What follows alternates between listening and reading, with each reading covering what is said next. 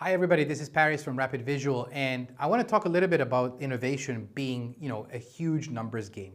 A lot of times entrepreneurs that I meet say, I have an idea and in their mind the success ratio is super high, but what they don't realize is that until they actually get to a success, unless they're insanely lucky, they're going to have to play that numbers game. So I created a bit of a model I want to share with you in this video to get your reaction. Now, there's a bittersweet reality here, which is, we have to play the long game and the numbers game. But let's start with creating a model of assumptions. I assume that every person on the planet who is a business professional, they're actively in the business workforce, will have at least 10 good ideas in their lifetime. I think that's fair to say. We all have different ideas in different moments of time in our career that we feel we might want to take, an executional role within, making them happen, or maybe suggest them to our company. But we encounter problems day in, day out, and it's natural that we also come up with solutions. So let's assume, and I think it's a low number, but let's go with that, at least 10 good ideas in your professional career.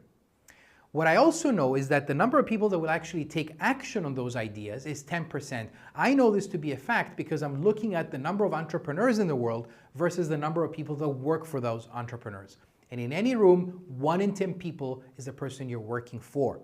So 10% of us out there have what it takes to be bold enough and courageous enough to bet everything so we can chase that particular idea. But there's 5 billion of us in the global adult population out there in the workforce. So that means 5 billion ideas are attempted given my previous assumptions. Now, if we have 5 billion ideas attempted, then we need to start to look at their success rate. Attempt versus I have a website now versus I'm selling, they're very different things. About 10% of these ideas that are just attempted are actually going to end up in the market as potential new ventures.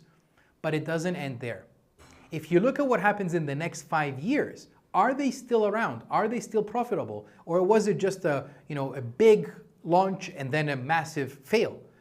50% of these ideas that are launched are still surviving 5 years later. So to me, this is the definition of a successful venture.